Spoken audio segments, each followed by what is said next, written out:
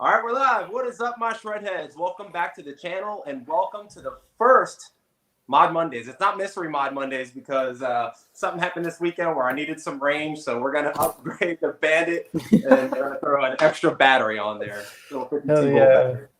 And welcome Matt to the channel from Spark Cycleworks again. What's going on, guys? Batman. Raphael. What's going on, everybody? Brian K. Hayes, Death Rock. So pretty much if you guys have any questions for Matt about the Bandit or any bike over at Spark or any kind of upgrades that you want to see him do, feel free to comment and let us know. What are we going to be doing today? Like, what do I need here? I have this thing. I think you got that thing. Yeah. Oh, that's an old one. Yeah. So, that's like one of the original. Yeah. Could you tell us a little bit about what this does?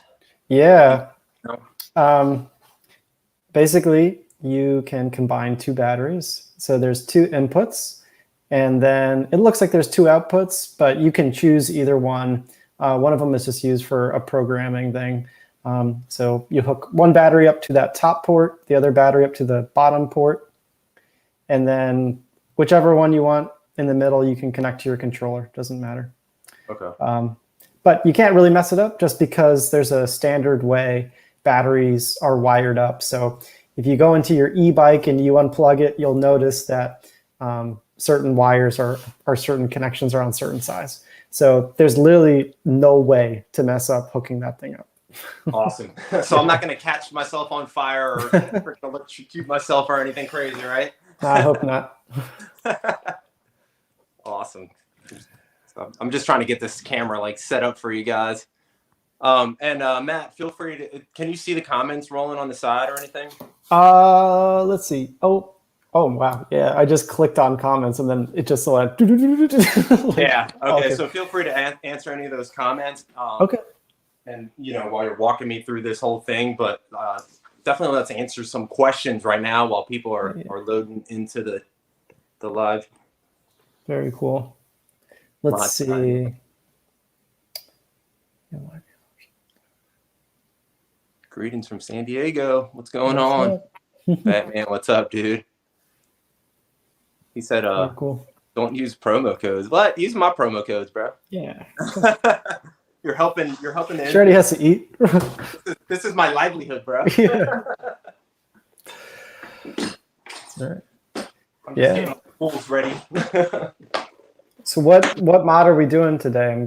So you got the battery blender and we got this cool little nifty thing. Crazy, then. What is this? So yeah, that's just the Nomad kit. So one cool thing about the Bandit is you can order it with dual batteries all installed onto it. So you're ready to go. You got double your range, or you can just buy the Bandit with single battery, which still has plenty range for most people, at least not Shreddie apparently. But, and then you can decide later that you want to spend a little bit more money and double your range. The other thing is if you are like really crazy and you want to just add a stupid amount of range, you don't even have to use that kit. The kit is just nice because it fits perfectly on the Bandit. You could just get a battery blender and then put whatever battery you want, like that triangle battery that you have, Shreddie, on the Super. Yep. You could just get a battery blender and combine that on the Bandit and have a great time. We just made a bracket just because it's nice and it fits perfectly on there, So I have a question. So, all right. So I've got a 48 volt and a 52 volt battery. Is that okay to combine? That is okay to combine. Awesome. For our bike, at least.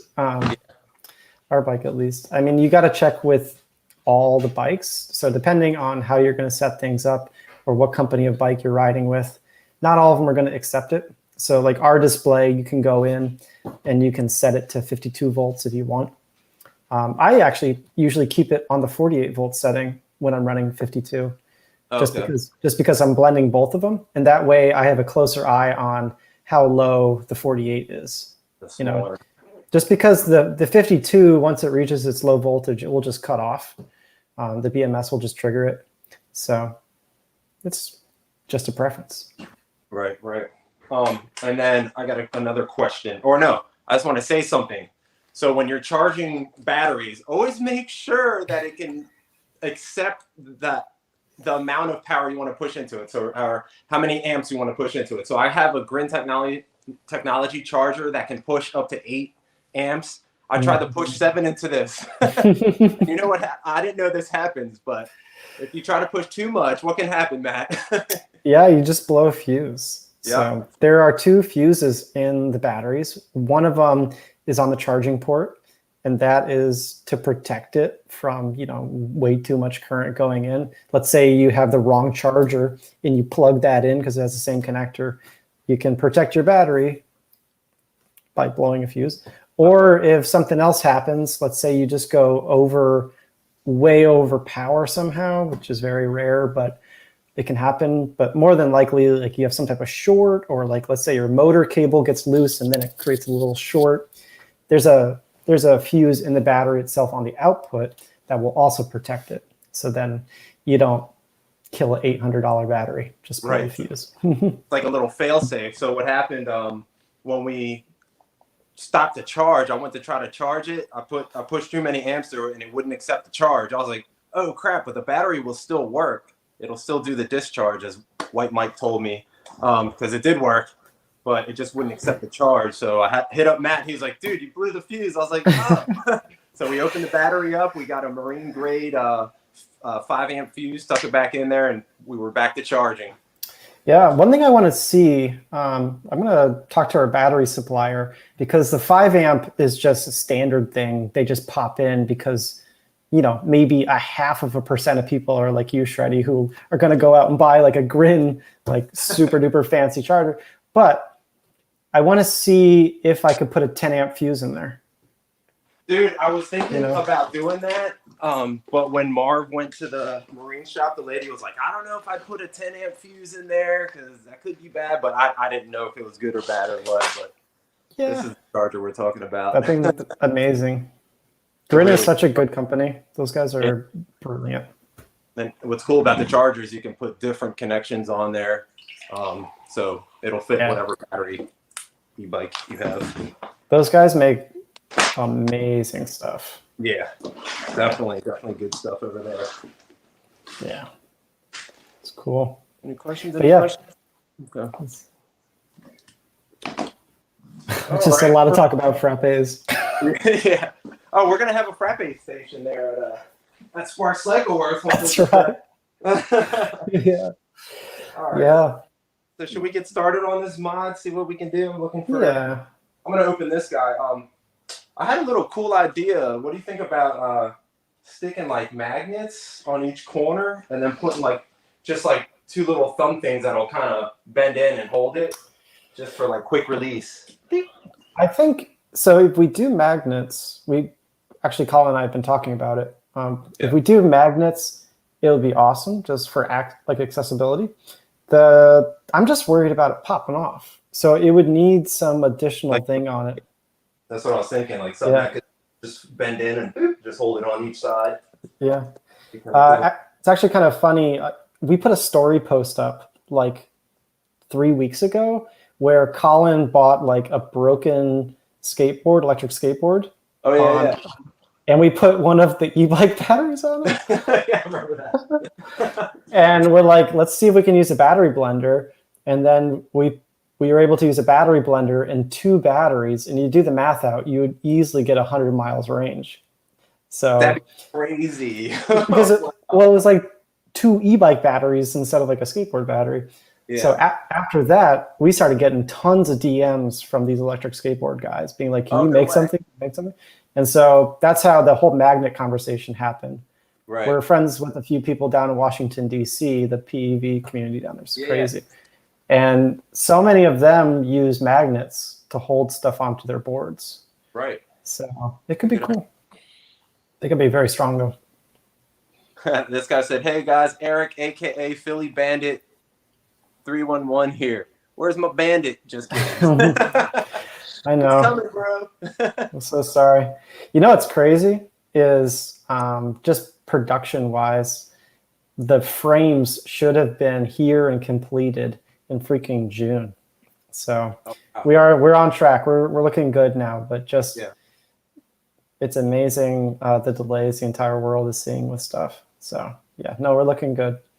Batman wants to know who makes the frames for the Bandit. Oh man, I can't tell you that. Can't tell you. That's it. That's actually their design, though. That's their actual 100%. proprietary design. Yeah.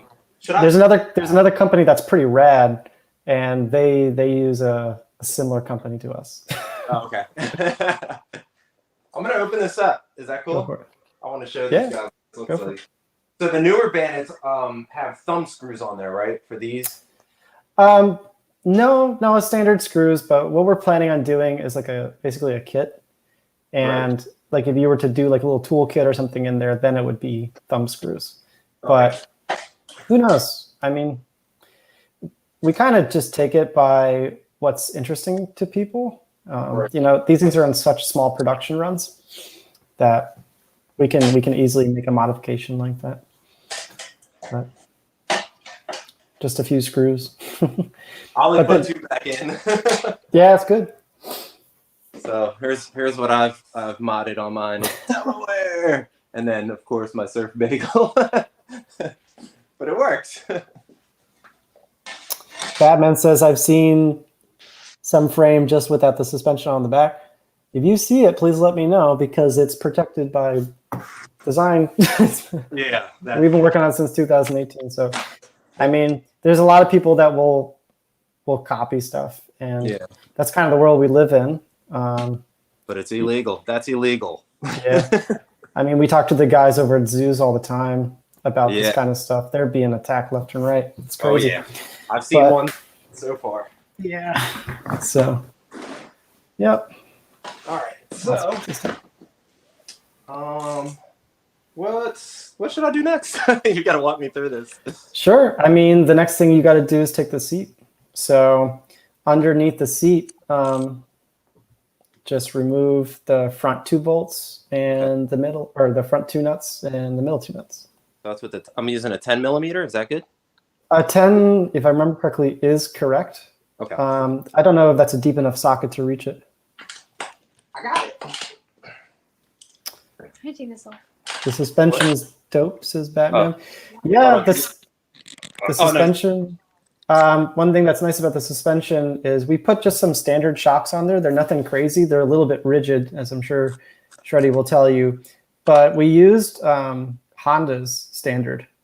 So if you go on Amazon or go on eBay, you can literally look up Honda or just motorcycle rear shock and put on whatever you want. There's literally 50 million choices, and they're all ranging from $50 to a few $100. So. Oh, that's awesome. Does that fit it? Yeah, it looks like it fits. Yep. Okay, cool. Perfect. How's your turkey horn? It's doing good. I think I definitely need to do something. I don't know if there's like a nut to tighten it to make it loud again. But I was thinking I want one of those La Cucaracha horns.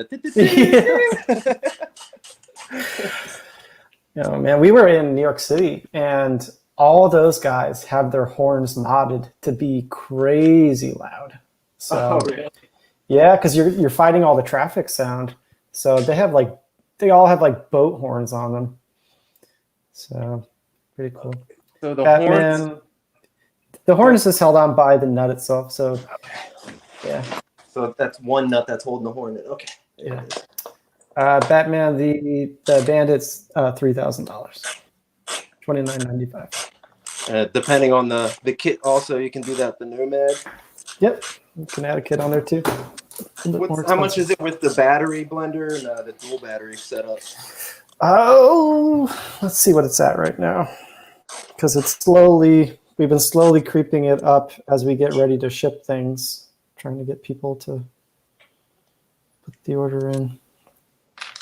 I'm trying to remember. I'll look it up right now to see exactly what it is so I don't misquote it. Oh, Shaver's in here. What's up, Shav? How you doing, brother? Can the battery blender take a... Did you see that question, Nick? I didn't see that. It. There, it pops up. Can you see it pop up? A Dualtron 72? No, it can't. So the battery blender runs XT60 connectors. And that Dualtron definitely uses XT90, or I hope it uses XT90. Oh, if it's a 72 volt, yeah. Yeah, but what you should know is we are getting almost daily requests for an XT90 version. So we will definitely make an XT90 version to be able to do that. We're just trying to get through a few things over at the shop right now. So yeah, I would probably say within maybe 4 to 5 weeks, we'll have an XT90 version. Oh, and then you could use it on Marv's, Onyx if you wanted to even. But you can't use it with a regen on that one. Oh, shoot. Yeah, that's right. Yeah. Regen, that's a problem. It doesn't work with regen. Nope. So he would have to turn it off or something. Yeah. I don't know. I have to do some, I don't know. We'll see. I'd be interested in just giving you one and seeing how it behaves, Yeah. Theoretically, it shouldn't work, but I don't know. I want to test it out. You don't need to remove those back ones, Shreddie. Sorry, I got this one. No, sorry, man. I was trying to read the comments, and I just. Oh, it's all good. Yeah. Okay. And then. This is the unedited version. Let me move this. Yeah. So now that you remove those screws, you can just pull the seat front up. The front. Yep, just pull that. I'm trying to get all the screws. Look, I got one in here left.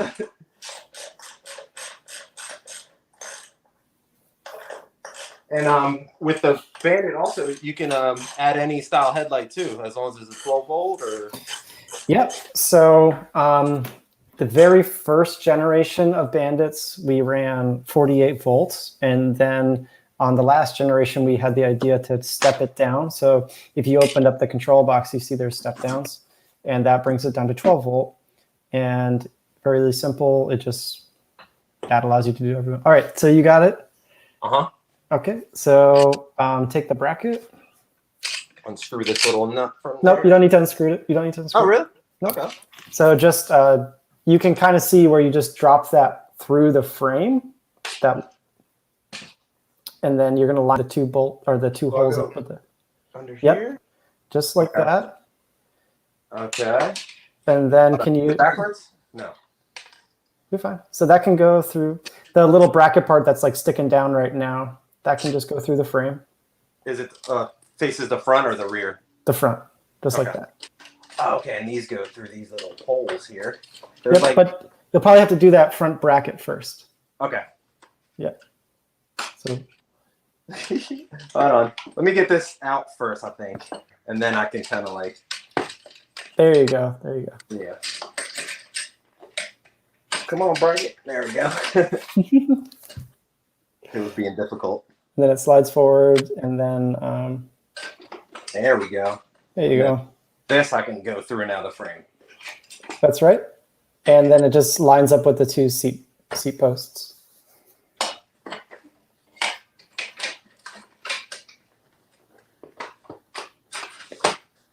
Look at this. I'm learning with you guys.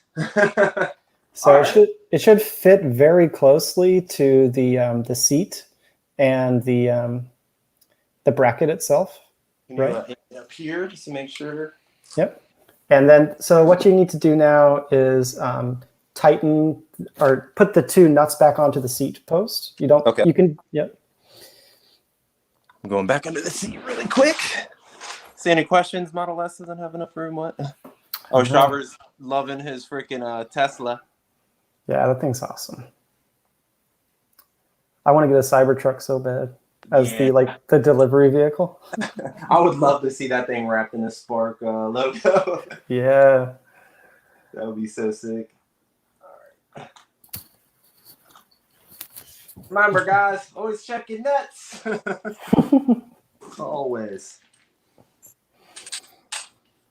Oh, are you guys what kind of things should I check after a few months on this bike? Like what's like the upkeep on an electric Bandit? Yeah. So I think one big misconception about electric bikes in general is that like you buy it and it's good to go. All you got to worry about is like, you know, changing brake pads and stuff like that. But it's still a machine, and there's a lot of moving parts going on, and you still need to take care of it. So the things that you do routinely are just tightening everything up. So making sure all the mounts are tightened. So, you know, brake calipers, all that kind of stuff, they gradually vibrate loose. The Loctite on them will get loose over time. So tightening everything down constantly is huge. You know, the big thing is at about, I'd say 3,000 or 4,000 miles. We've actually started recommending re-greasing the motor. Oh. So, yeah. Okay. Yeah, it's a new thing. We haven't seen anybody start recommending this, but we're going to start recommending that people do this just for the longevity of the bike, because people have been putting so many more miles on this bike than we expected. It's been crazy. Oh, wow. You know, most of the e-bikes that we sell, people are riding between 500 and 1,000 miles a year. Just they ride it on weekends and occasionally ride to work and stuff like that. So 500 to 1,000 miles a year, nothing crazy. But literally the Bandit, we have people putting thousands of miles on already, and they've only had them a few months. We have one guy who hit 3,000 miles in 2 months. Oh my goodness. Like I forget what the math is on that. I think it's like 30 or 40 miles a day, because he goes 20 miles to work and 20 miles back every day. Oh, wow. That's and awesome. So, you know, because we use steel gears, we feel like it's probably chewing up the grease quicker. And so, yeah, I would say at about 3,000 miles, it would just be a good idea to open up the motor, which is really easy. That sounds like really intimidating, but it's like 5 screws. Yeah. And then you open it up, you just put a little bit of grease in, close it back up, and you're good to go. Like, it's easier to do than changing a tire.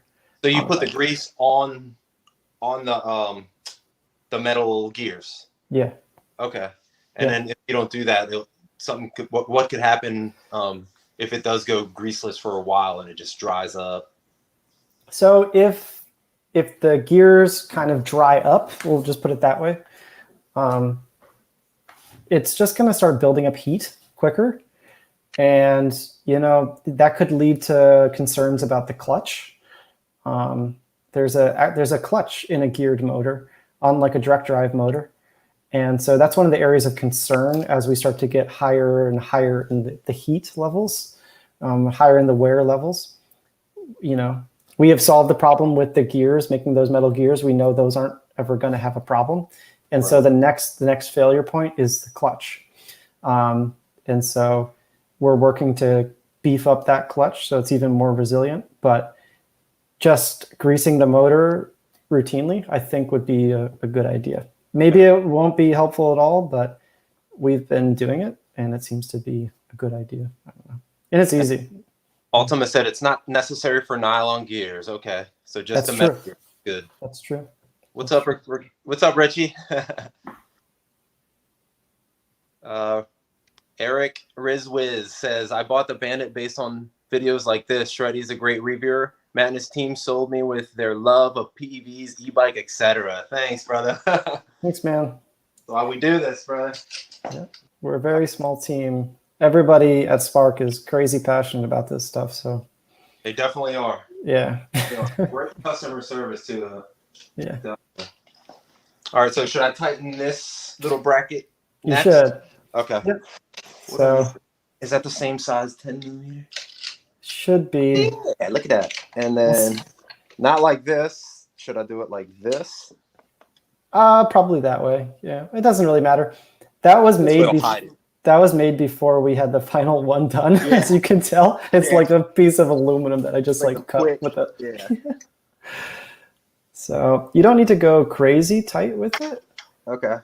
But just enough. I mean, honestly, the 2 bolts that are holding it on right now are a good start on their own. So. Hey, better, more safe. Yeah. You know how I be jumping this bike, batteries flying off. I know, man. You're insane. This is the battery that flew off. I don't know if you can hear this. Ryan says grease that thing up. I need some grease in there. All right, I think that's good. Oh yeah, not moving at all. Yeah, it looks good. You can test fit it with the battery just to make sure. Oh, by the way, Matt, this thing is waterproof, man. We got stuck in a downpour on the way home from that spot where I said the battery died. Rode home and we're fine, but I got about 3 miles from home because they didn't let me charge long enough because they're like, the rain is coming, we gotta go. I was like, dude, I only got like, it was like a 48 volts or something, and I rode home like, it was like a 15-mile ride home. So it was like 4 or 5 miles from home. Marv had to push me. Oh my god. So that's why we're doing this upgrade now. That's why. That's good. There we go. You want to turn the key and make sure it locks? Oh yeah, that's a that's a definite. Check your nuts. All right, it's in there. It's in there. All right. So first off, make sure the battery's off if you're going to leave it on there. Let me make sure that it's on 0. So yes. Okay. I just always like, whenever I'm doing anything on the bike, I like to make sure the battery's off. You know, just so it doesn't create a spark. Right, that's a good idea. Hold on, let's see. Sup, grease that thing up. I'm sneaking this video in while at a girl's birthday party. If I disappear, it's because she caught me and I'm dead. That's awesome, Baltimore. Are you going to put a Sir on the channel? Maybe, I don't know. I need a place to ride it around here. How far away is Surf Bagel from Brantford? Let's do a ride. It's really far. That'll be very far. All right. That would be awesome, though, if you guys do a little ride down here for some bagels. All right, so I got some zip ties, but these are extra long, so I'm definitely going to have to cut these, right? Yeah. All right. How many zip ties should I need for this job? I don't know, maybe 3 or 4. But the first thing you're going to want to do is just make sure you feed it through the frame in a way that you like, and that the connector can reach all the way down into the control box. Okay. Okay. So I'll put it under one part right here. Can you see this? Mm-hmm. All right. So I'm like blindly Yeah, these my filming, camera woman. but I have nothing to look through to film, so I can't see what I'm filming. That's why It looks fine, dude. You look good. All right, so I went through one of these little bars that went across. All right. Is that fine? That's fine. Run it back through here. It's all up to you. There's no specific way. Okay. Just as long as it's tidy looking. Then I gotta run the XT60 through this little hole right here, right? Yep. It's going to be a little bit of a tight fit to fit it. Oh yeah. All right, I got it. Uh-oh. I think I broke something. Oh no. It's okay. I think I can fix this later. Do you see that? You broke a connector? My negative came out. Oh shit. Okay, so I'll just push that right back in. It's good, I think. So, Ready? yeah, my bad. That might have happened when we tried to hook up Marv's second battery and like flip it upside down, and yeah, that thing was a mess, man. Okay, those so wires are. I'm right. unplugging these XT60s. Yeah. So now this is the cable from the controller. And, yep. That's from the controller. For the top or the bottom battery, this, and then this is for what I just fed through. Yep. And then what's next? You just connect the battery blender. Boom. Okay. So from the controller, that goes in the middle. Yep. Either one. Ah, no, I'm just kidding. All right. And then from the new battery, that goes on. Those go on the outside from the battery. Right? Yeah. Okay.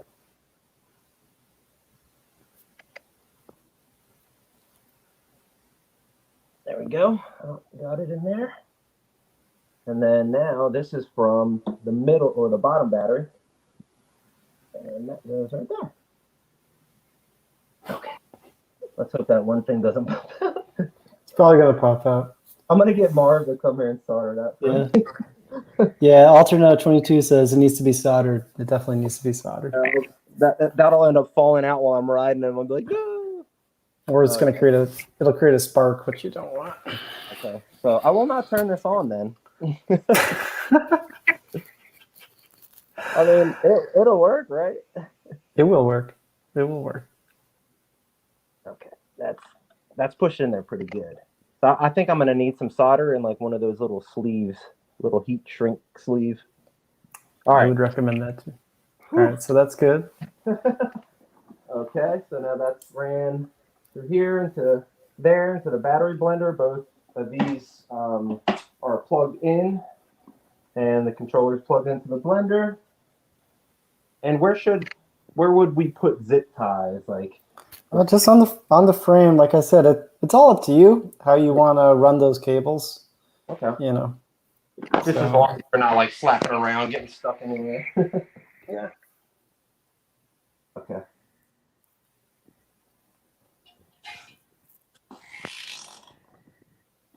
There is one. Look how long this damn thing is. I'm gonna get poked in the eye.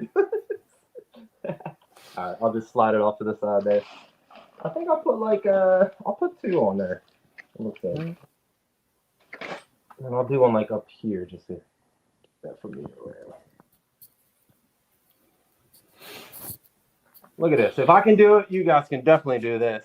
it's literally like you remove 2 nuts and tighten the bolt down. On this screw, pretty simple. Just you always got to remember to stick that horn back on. Oh, it has a little adjustment screw up here. I wonder if that's what I can do. Mess with that thing later. Okay, now that's ran through there and through here. All right. My next step is just closing this up, right? That's right. Make sure that doesn't pop out. All right, that's good.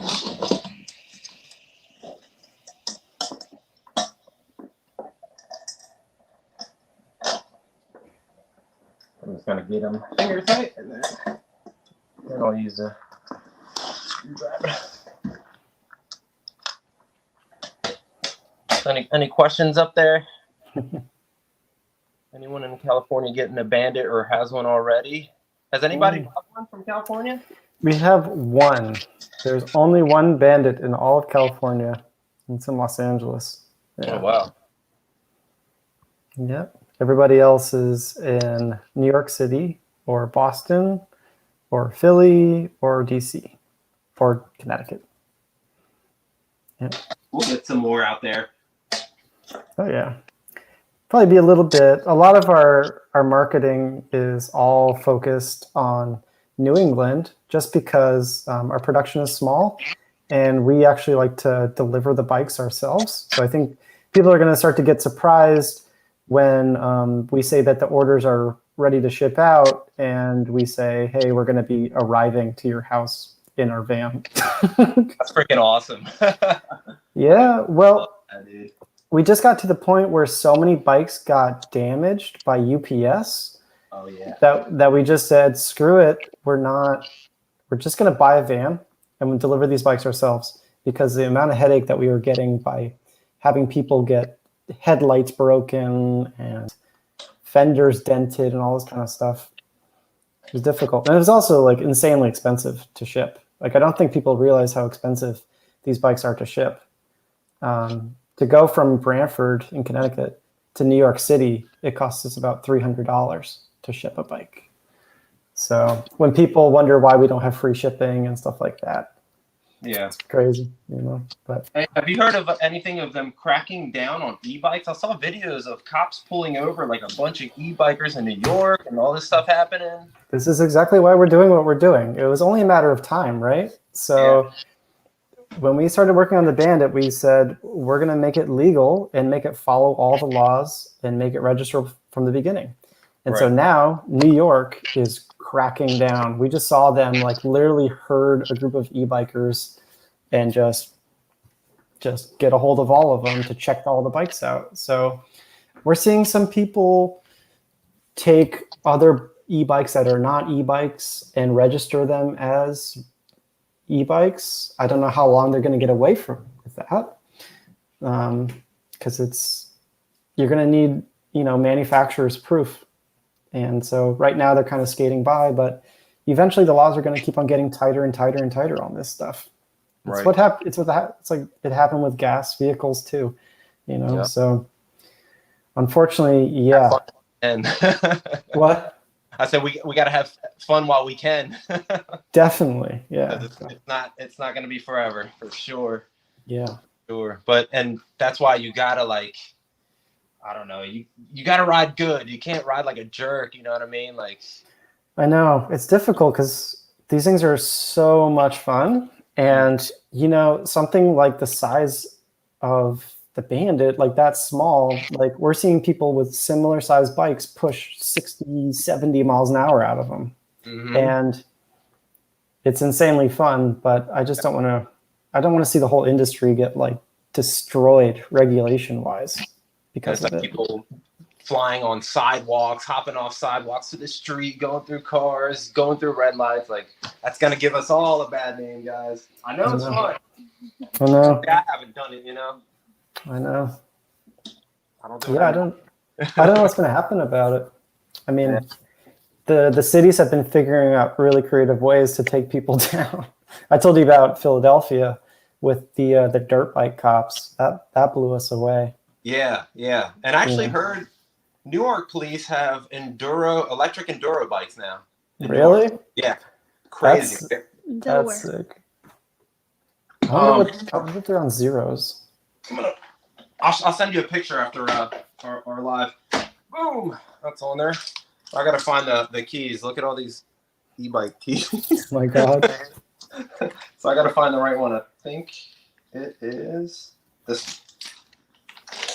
I need to start marking them like. Okay. I'm gonna turn both of these on and we'll see if it works. Yeah, that connector, the XT60, makes me really nervous, man. I give this like a 5% chance because it's not solid. I'm trying it. I mean, I did ride it home like that. I know. It's on. Okay. On. There we go. Jesus. It's got power and it's registering at 58.8 volts, so it's reading this top battery. Okay, just don't shake it. All right, I'm gonna turn it off now. Okay. I'm turning it off, guys. But it works. Just white smoke. Actually, hold on. I'll just tap the throttle a little bit. All right, we got power. All right, I'm turning it off now because that is kind of sketchy. Yeah. Ultima is probably screaming at me through. Actually, no, they found him. He's at the birthday party again. All right. So yeah, that actually was pretty. Oh no, you know what I forgot? Duh, the rest of my nuts and my horn. Yeah, man. The horn goes up here. Does it matter? Oh no, yeah, I gotta use a far out one. Let's totally complete this job. My modded horn. Or I can get the Tesla horn that farts. That'd be kind of cool. Batman wants to know if you checked out that link. I'm trying to see the link. Where is the link? Eba, hold on. Could you use that front motor for our hills? Are you guys still doing the front motor kits? Or are you guys all So out of we're kind of 50-50 on the front motor kits, to be honest with you. So we have a number of orders for the Bandit that all did the front motor kit, and so we're going to fulfill all those with it. But we're still up in the air whether we want to go into a larger production run with them. There's a lot of concerns that we have about the front motor kit. And just kind of trying to figure out if it's really worth it for the type of bike that we're doing. I think it's really worth it for off-road bikes. I think, you know, like the Grizzly, like that's a perfect solution for it. That thing has insane torque and it could climb, you know, any off-road terrain you want. But for us, you the things start to get really expensive quickly because you add a second battery and a second motor and all this kind of stuff. And we're finding that if you really want to put the money into it, the dual battery for our bike is definitely the way to go. But the kit, we designed it so that it worked on other bikes too. But the more we started seeing people use it and try it out, the more we realized that it's a little bit technical to install it. And, somebody like you, Shreddie, like you'd be fine with it. Right. But some other people, it got a little bit complicated.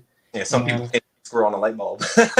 I know, and it's one thing if that's how it is for like putting on some grips or like new pedals, but when you're talking about putting on a new motor that could fall off if somebody didn't tighten it, it starts to get a little scary. Yeah. So I think it's a ton of fun. Obviously, you've ridden it, and it's like a blast to ride that thing. But recently, we've started changing the way we market it as a cargo vehicle. So there's a ton of people, a ton of companies in like New York City and things like that have cargo services, and they pull trailers of like hundreds of pounds of food on these bikes. And the dual motor is perfect for that because it's all that low end torque and the slow speed, getting it up to speed. Right. So we could build them for commercial applications and it would be fine. But we're starting to feel like the kit is not a great idea. Right. In my experience so far with the Grizzly, I've noticed that it has like a little locking nut on the inside. So it's like a little circle with like a little, you know what I'm talking about, like a little locking thing. But the torque is so much on that thing that little locking thing goes into the dropout fork. Yeah. So then it gets stuck, but then you have the chance of it falling out. So I think if you do have some kind of front dual motor kit, you need some kind of like torque plate or something to keep it from honestly, I think what's going to be needed for it to be a realistic option, I think a fork manufacturer is going to have to design a custom fork specifically for the dual motor setup. I agree. Because right now, our fork is very strong, and everybody that's doing dual motors, their forks are strong, but it doesn't solve the problem of the motor loosening over time. Mm-hmm. Because what's happening is the motor engages, right? And so the axle turns. Yep. And then you brake and it turns the opposite way. So you keep on rocking that axle back and forth, even though it's microscopic wiggles. Over 1,000 miles, it loosens. Yep, that's why they say every 50 or so miles you got to check the front to make sure that those nuts aren't super loose. And it definitely happens. It definitely loosens up. So when you get a dual battery or a dual motor e-bike, always check your nuts on the front end. And that's like seriously. For us, our conclusion is our bike is designed for the road. It's not an off-road bike. We don't want it to be a dirt bike. Right. And so the best thing that we can do is make sure that the motor is performing really well and that the batteries are performing really well.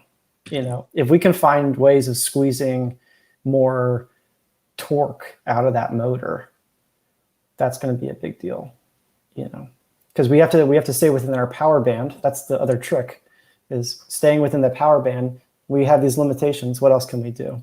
Right. So it's a fun challenge, but yeah, we're in we've spoken about it before, Shreddie. We're kind of in the Wild West of this stuff. And it feels like the era of muscle cars when people are just trying crazy stuff in the industry, to see what they can get away with and see what works. So e-bikes are still so new. Yep. You want to answer a few of these questions? Are there any hitch bike racks you recommend for the weight of the bikes like the Bandit? I have recommendations. Do you have any recommendations? I would say motorcycle racks like Marv has, but I don't have a car, so I don't know. Okay. The one that I would absolutely recommend is there's a company on Amazon called KAC. And then sometimes they're called overdrive, and then sometimes they're called KAC overdrive. It's definitely some random company that's just putting a label on a product. But that rack is really, really good. The biggest thing you have to do, you have to mount it to a hitch. You can never even consider using a rack that doesn't mount into a hitch. If you don't have a hitch, don't even think about it. Mm-hmm. The weight is just too much. So use a 2-inch hitch, and then get something like the overdrive, which is designed to carry two 60-pound fat tire bikes. And then all you have to do is take the batteries off the Bandit, and then you're within the weight limit. So our van, we have the quad rack. So the company makes one that can carry 4 bikes. Oh, so we can actually carry 4 Bandits on the back of the van. No freaking way. And you've done it? Yeah. You got Yeah. Oh, yes. Yeah. Oh, wow. So it's crazy to see it happen, but yeah. That's pretty amazing. So Joe says 750 watts per wheel keeps it legal. Stay fat and use a Bluto fork. Have you ever heard of a Bluto fork? I've never heard of that. I have not. No, I'm gonna have to check that out. That sounds cool. Bluto. I love the battery blender. Went about 50 plus miles range this weekend. Wow, how much battery did you have left on that? That's awesome. I feel like 50 miles is a good number. That's hella far. That's insanely far, you know. And I mean, how many through axle? Oh, so we were talking about Grin Moto before, or yeah.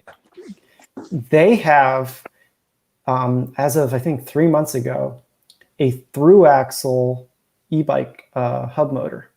Oh, really? Yeah.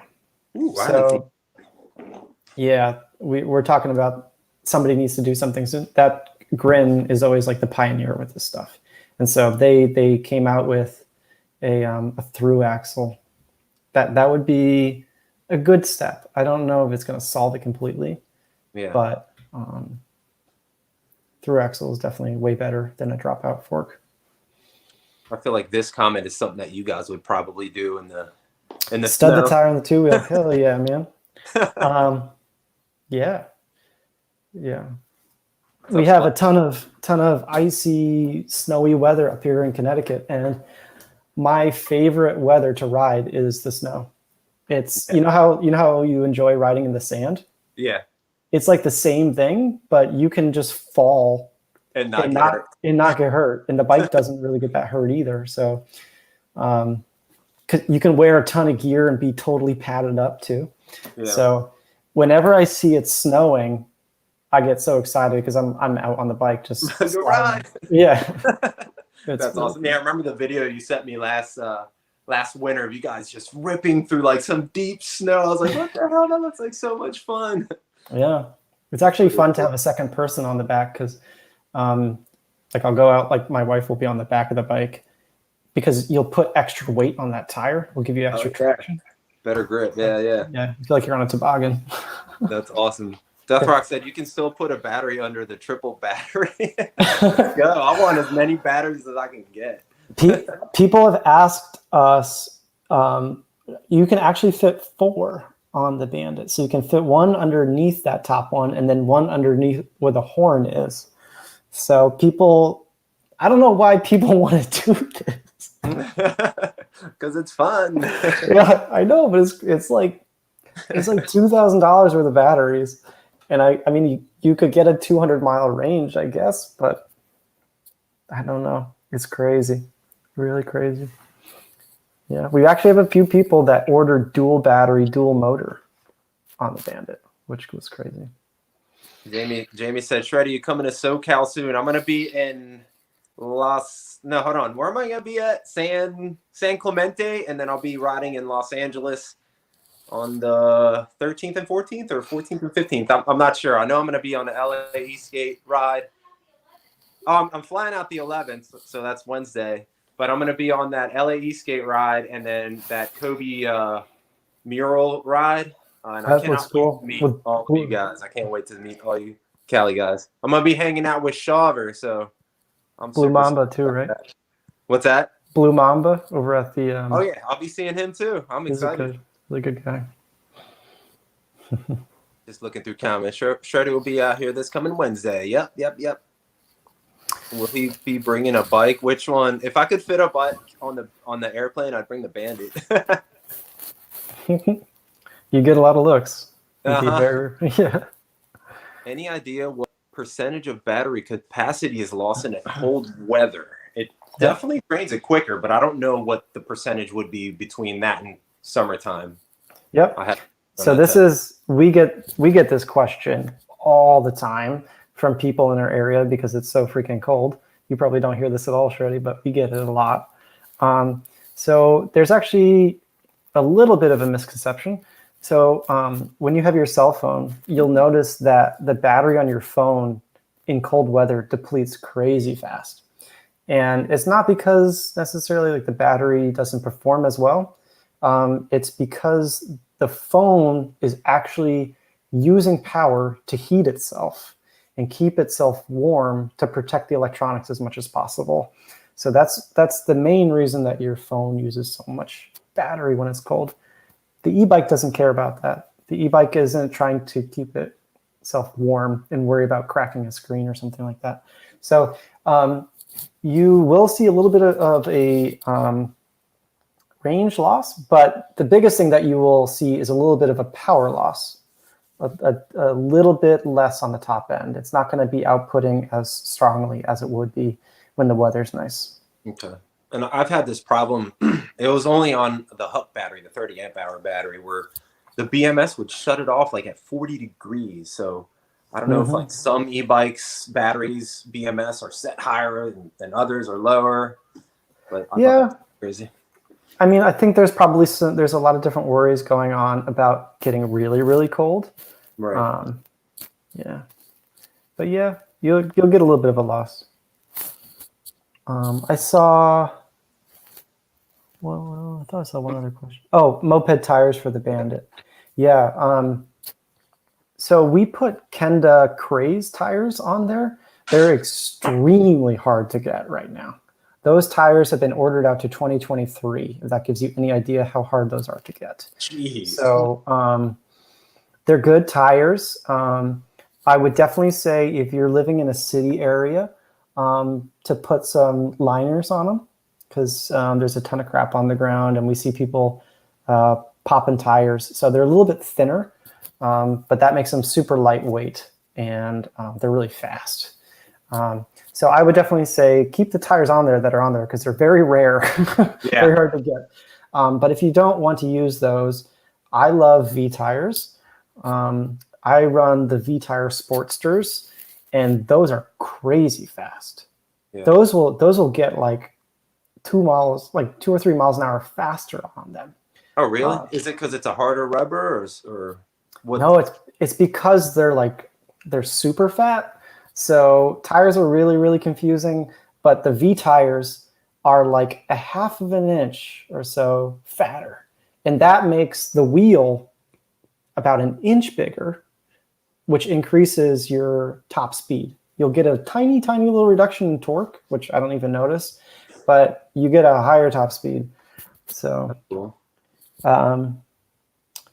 Joe says great TPI also. Yeah. What's TPI? I don't know what that is. So TPI is a measurement in tires. So tires have threading in them. There's actually fabric in them. And the TPI stands for threads per inch. So the higher the TPI, the harder it is to puncture through them. But generally, the heavier they are because there's more threads. Oh, I never knew that. Look at that. We're learning here. We're learning. This is awesome. Yeah. So it's a balancing act between TPI and weight and all this other stuff. So when we run Shinko tires, those dirt bike tires that are super knobby, there you have a crazy high TPI, and they also have super dense rubber. And so they're indestructible, but they're crazy heavy and they kill your range. It slows down too, right? Yeah. The top end speed slows down because then you got those treads slowing you down. Yeah. Somebody said, what was it? kind of like a jacket for your battery. Is that even a good idea to use? That's interesting. I don't know. Insulated battery jacket. I'm gonna have to look those up. That's pretty cool. I'm gonna have to get one for the Huck if I'm here this winter.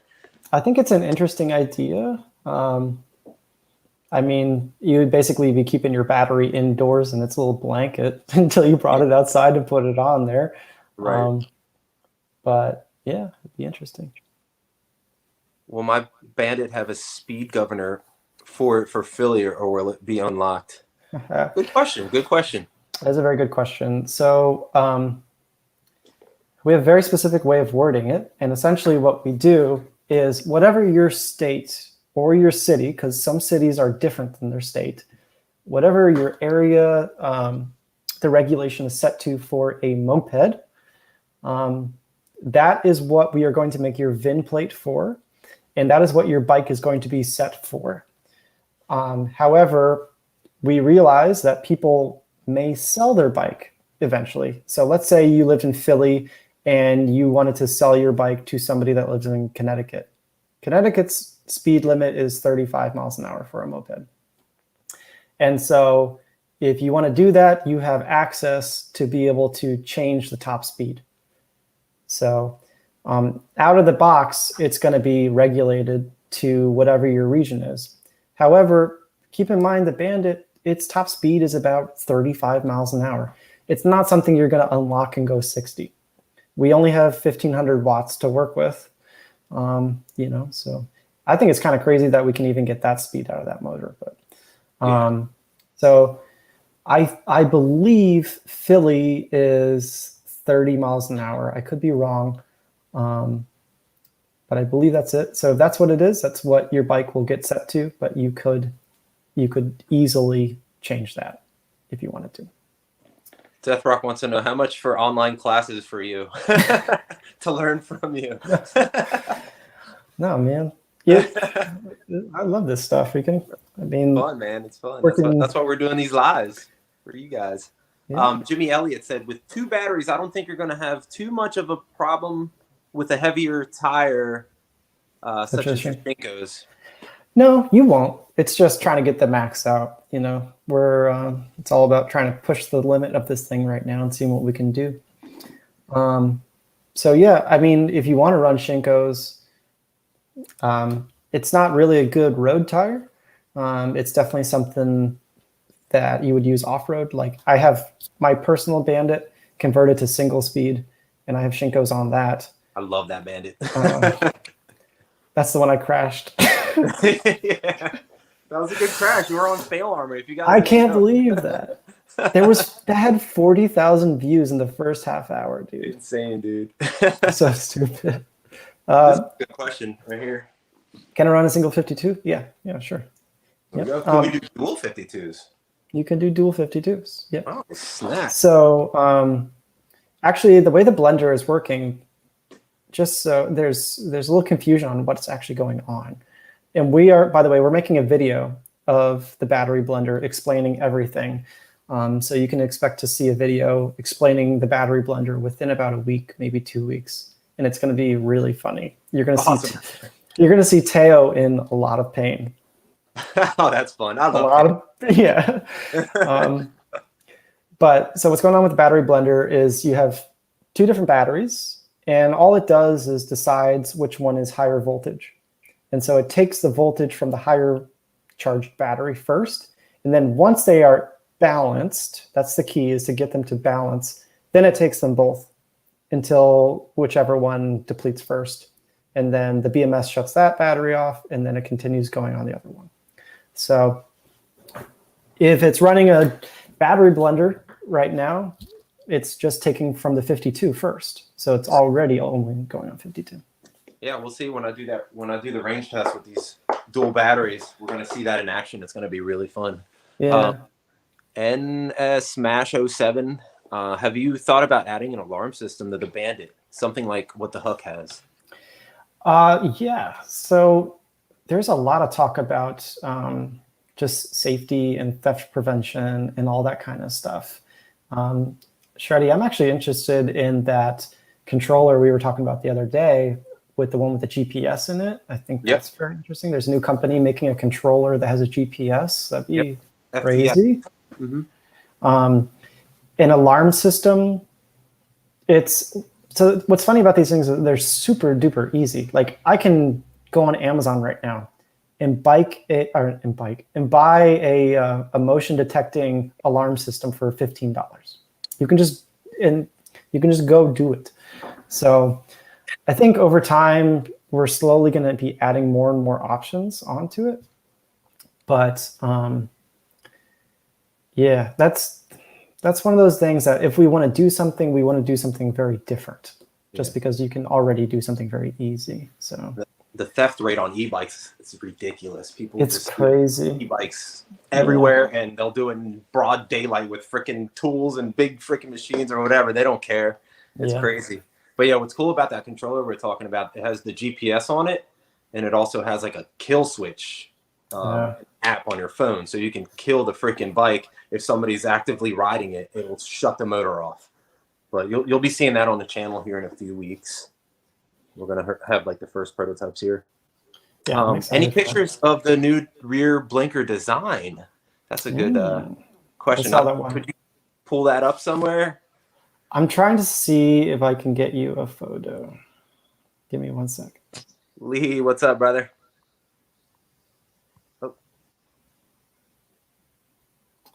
Let me look through to see what Eddie H said, just wanted to say thank you, Spark and Shreddie, for taking the time to do these sorts of things. It really sold me on getting the Bandit, and I appreciate all your hard work. Thank you, Eddie. And we got the same name, bro. Oh, man. That's awesome. All right. Ooh. I have a lot of pictures. Let's see. We updated the paint a little bit. Oh yeah. A little bit. Let's see. Can I share a photo on the chat? Is that possible? I'm gonna have to upgrade this Restream app, since I'm gonna be doing a lot more of these live streams. So once I upgrade it, we'll be able to share links, photos, and put banners on it and everything. I'll just hold up my phone. Maybe that will work. I think it should work. Oh yeah, so you could. I don't know if you can. Well, I'm doing this in reverse. But you can see how it has there's 2 blinkers. That's it. So they're just the same 12-volt blinkers as the last one. So that's another thing. There's like 1 million blinkers on Amazon, and you can just go online if you don't like the way those look and just pop them off and pop on some other one. So I was going to show this picture too. So since the last batch of Bandits, we've kind of streamlined our branding and our logos and all that kind of stuff. So your bike has the old logo on it, but the new one, I don't know if I can see it. Do you see the head tube? Yeah, I see it. That would be on the front here, right? Yeah. Yeah, so that's on the front, and then the new logo is on the frame as well. On this one, it has the old logo, like it's like the circle with the lightning bolt type deal. Yeah. Yep. That's what that is. Somebody sees a trophy behind you. What's that for? Is there a trophy behind you? I don't see a trophy. Oh, there it is. I think it's actually like a joke. Hold on a second. Let's see what it is.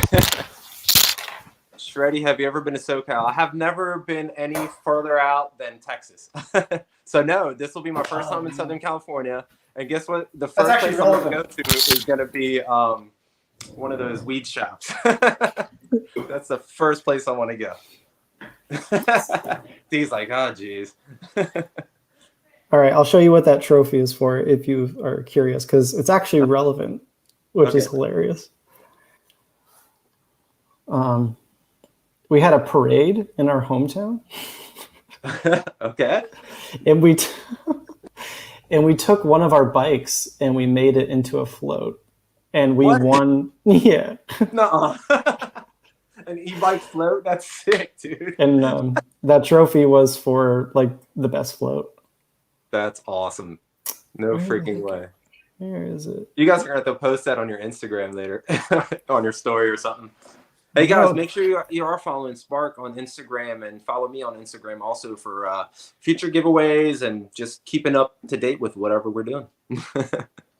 Yeah, we've been really trying to be more up to date on Instagram, and now that we have our guy Teo on board, we're really trying to do some more stuff behind the scenes. It seems like people get a kick out of seeing what we're doing, and so why not? Oh, here you go. I don't know if you can see this, but the bike was made into a train. What? No freaking way. Yeah. Guys, make sure you follow them on Instagram. Check out their story later, or they might post it. That is freaking awesome. No freaking way. Can you hold it up one more time? Dee said she didn't see it. Yeah, let's see. Oh my God. So how many we have in there? You want to say? Dude, this is how come I never knew this? That's me and my wife inside it. Oh my God, where is that thing? Dude, so it was made out of cardboard, and then by the end of the parade it started raining, and so it all just started like collapsing in. That's awesome. A seafoam green Jaguar. Wait, what? Man, do I just need to give like a tour of my? Yeah. That's why you gotta like stand behind like a straight blank wall, or in front of a wall that's blank. Here, hold on. Can you hear me? Oh snap! There's a piano there too. He's gonna have to jam out. we'll do a jam out. Oh, nice! I've never seen that. That thing's sick. What? It's got cheetah print on it. Wow, that's pretty badass. That is pretty badass. Oh wow, damn! I didn't know you had all that stuff. Holy crap, dude! Next time I come down, I'm bringing my electric guitar and we're gonna jam. We'll do it live from Spark Cycleworks. We'll start a band. Jamie, he says, "Do you think I'd be able to ride without an M2 license?" I don't know what an M2 license is. Oh, your mic. I can't hear you.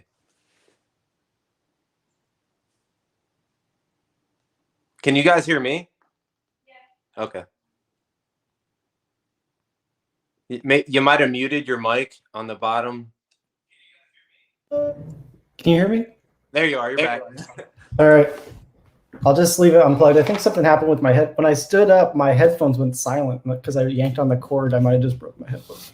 Broke them. So Jamie, do you live in New York City? Or where, let's see, say? California. California. Near Chris. Mm-hmm. Okay, I'm not completely fluent with the with California's rules on what designates M2. So I'd have to take a look at it, but motorcycle license, pretty much. I believe so. California is really weird because I think California is actually 3,000 watts. So their limit is very high, which is pretty amazing. You wouldn't think they would be, but they're like the highest of all of the states. So I would have to look at what the speed is because I know it's within the power band. That's about it. I think MC knows what's up. He said, Jamie, if you're in California, you have to have an M2 or an M1 to ride the Bandit. Gotcha. I said, Matt is low-key a music production guy. I actually heard you play once, and it was awesome. I like the production end of things. Yeah. So actually behind me is my entire computer setup. So a lot of the music that we hear on your guys' videos are stuff that you guys have written and put together, or the old stuff. The old stuff. I mean, recently we've just been so insanely busy that we've just been using a couple like local bands that we like and things like that. Yeah. But the old videos I used, because royalty-free music is usually so bad. So yeah, for a while I was throwing in some tracks. But fun fact, Teo and I were in a band together in high school. Oh, really? Yeah. Where can we hear that stuff? Oh, God. I would love to hear that. Yeah. Throw it up on the next video. That'd be sick. Yeah. Never know. That would be awesome. But I love the production end. Yeah, use Logic all the time. So I'm just going through some comments. New comment. Hold on, I'm gonna grab some of the other stuff that we're gonna use for the Bandits Mod Mondays and just kind of see what people would want to see next. So if you want to answer questions or talk about anything, I'll be right back. I'm back.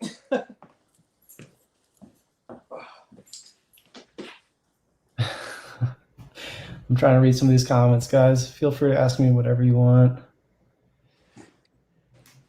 I see Joe commenting about the battery blender. So yeah, we're making a video late at night, probably Thursday. So maybe we'll go live on the Spark channel, and you're gonna see Teo basically have to eat a whole bunch of hot peppers and try to explain the battery blender at the same time. I'm gonna love that.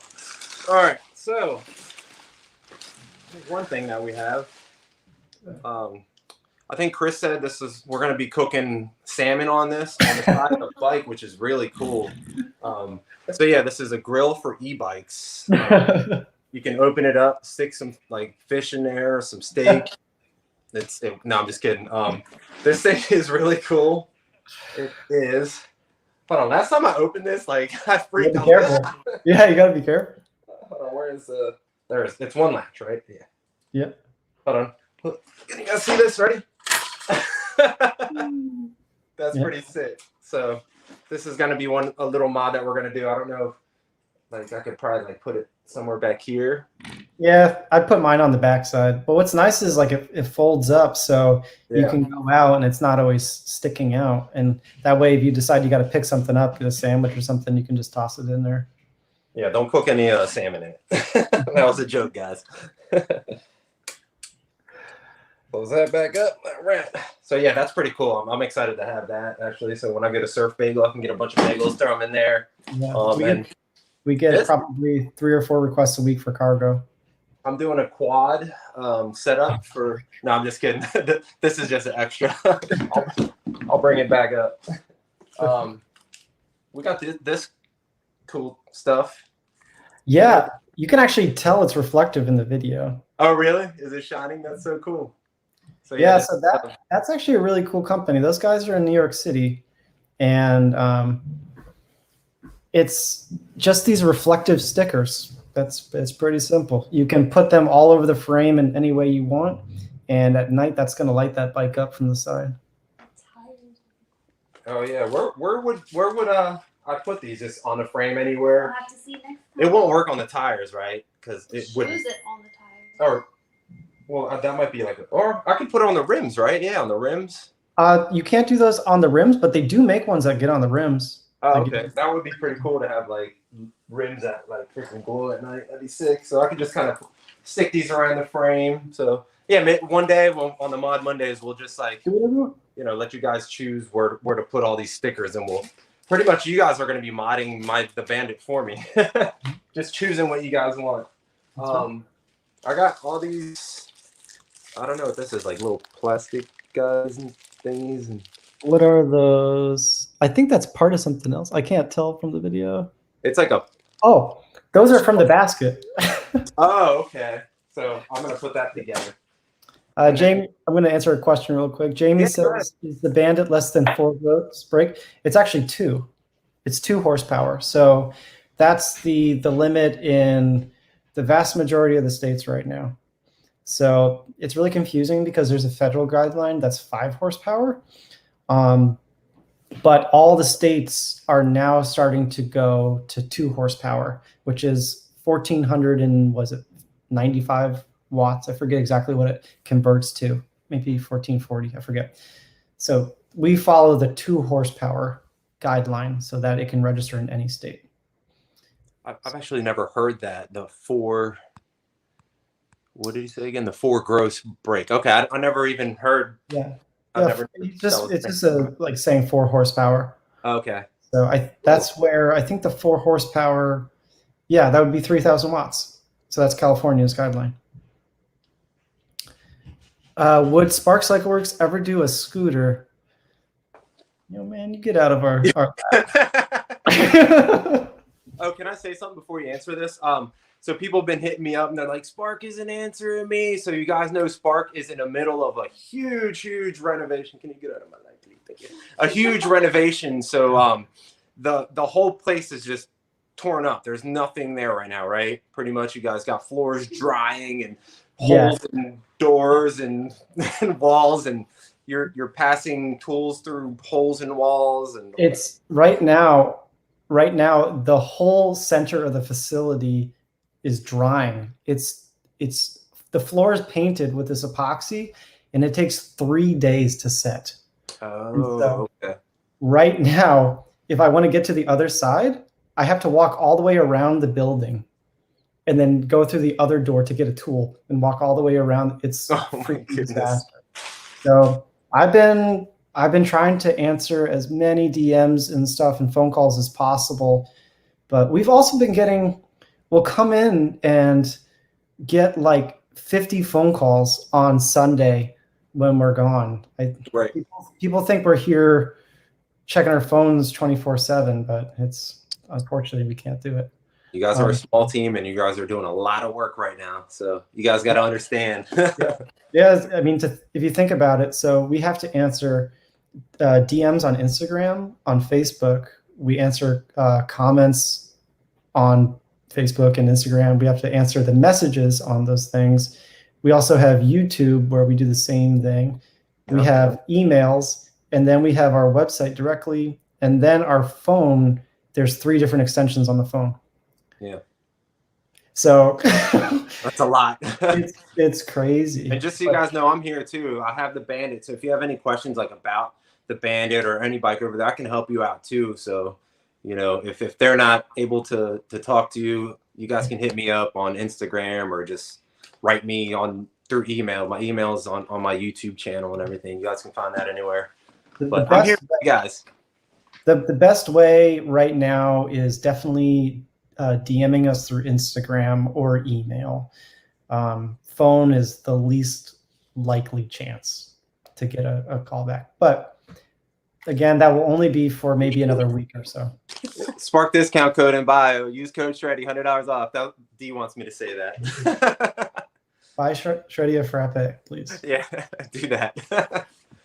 So yeah, would you guys ever do a scooter? What kind of scooter? Like a scooter, like a stand-up scooter, or a sit-down scooter? It's a good question.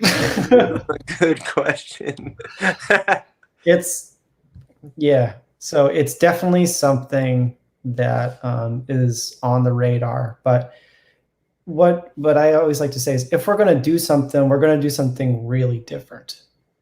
The Bandit is not crazy different, but it's pretty different than a lot of other bikes. The philosophy behind the design is very different.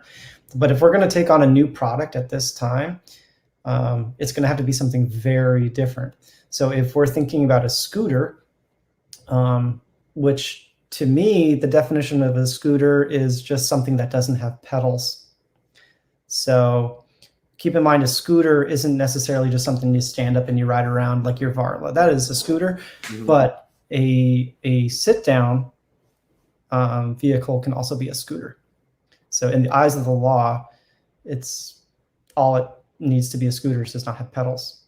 So we think that might be something to think about. Right. Oh. Hold on one second. I got to grab a battery really quick. There might be a few questions in here. At this moment, Matt knows his shit. Yeah, Matt knows a lot. Hold on, I'll be right back. Done a lot with bikes, guys. When I started doing Spark, I was doing 6 days a week, about 12, 13 hours a day. And I would basically work Monday through Thursday just building. And then I would open up the lab up on Friday and Saturday and just sell out of the bikes that I had built up. And I just keep on doing that over and over and over again. So, and a lot to learn. Still have a lot to learn. I was just talking with Marv yesterday, like I was telling you, Shreddie. There's so much information to learn about this stuff. It's crazy. Yeah. You don't learn it overnight. You learn it over years. It's crazy. And right. And you're making it up too as we go. So like yeah, that's the thing, is like, you got to realize a lot of this is just, we have no idea. We got to test it out and we got to see what happens, you know? Right. Oh It's god. a space helmet. Check that out. Do you guys know what that is? Do you have the other parts of the hardware that go with it? I have. It's this little guy. I got 2 of these. Yeah, there should be a full set of hardware with it. Yep. You guys see it? Is that everything? It's like 2 separate bags. One has like 2 little black plastic things, and the other one has a bunch of. Yeah, there should be a few like that was in that box, right? Yeah, all of this was together. Yeah. That's gonna look so freaking cool. Hold on. I really like the way the fairings look because it hides all of the cables and hoses and stuff. So that goes like, would that like be like right there or lower? It would be lower, be right up against the lights kind of deal. Or, I mean, it can be wherever you want it to be, whatever you think looks good, right? I'm gonna put it right here. That's cool. Yeah, it's gonna look awesome. Yeah, mini Riot shield. Yeah, thank you. A Riot shield. So when I'm riding and it's like a bunch of bugs, I can kind of like get really down behind it. Yeah, dude, there's your bug guard. Finally, no bugs in your eyes. Yeah, actually, yesterday I went for a quick ride, and the gnats were so bad. I came home, there was like thousands of dead gnats stuck to my shirt. It was crazy. Like I was just like rubbing them all off. It was insane. Wow. It was pretty cool though. Yeah, so that's what we got. Hold on, did I have anything else for Mod Mondays? I'm trying to think because we had the shocks, but you already put those So up. we already did that. That's on the. If you guys want to see him, Matt installed those shocks for me on the last live that we did from Spark, and that was maybe like 30 to 40 minutes into the video. If you guys want to see that, but I mean, if you guys want to see it again, I could always take it off and put it on. But it's actually pretty simple, like a nut here and a nut here. That's it. Put them both on, and there's a few washers that. Yeah. Well, they're pretty good. Motorcycles have the worst aerodynamics. Yeah, so I mean, I think the fairing might help your aerodynamics a little bit, but the reason I like it is just to hide all the cables, make it look a little cleaner. Okay. But I didn't even think about blocking all the bugs from you. Yeah. or the mini Riot shield, which is another good idea. Darth Shreddie, I like that one. Come to the e-bike side.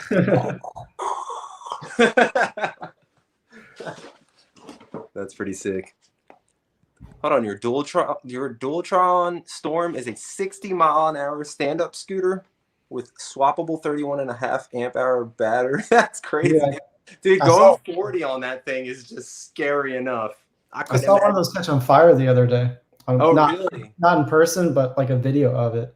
Oh, wow. That's pretty crazy. Yeah, those things are amazing. That is insane. Yeah, the scooters have gotten so fast. It's crazy. I mean, there's some that go like 80. Like, I could not imagine going 80 on a scooter with 10-inch wheels. That's just... I know.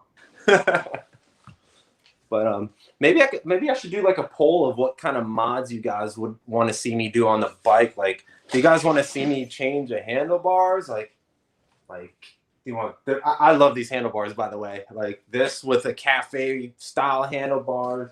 Do you guys want to see different headlights? You want to see the cucaracha horn? The cucaracha. I don't know if that would be feasible or not. It would be cool though. It should be. Or do you want to see different mirrors? I heard there's some special mirrors that moped people like to use. Oh, damn. I don't know if we should tell them yet, but yeah, no, I want to hear ideas too, because if we're like we were just saying before, we're kind of making up as we go along. We're trying to think what people would want, and you never know, something cool might pop out of this, and we'll try to make it. Definitely. Seats. What are the options for seats? I've been having people actually DMing me and asking if there's any options for seats. So the next band, or the current generation band, whatever you want to call it, the ones that are going to be shipping in a couple of weeks here, those have a little bit of a different seat on them.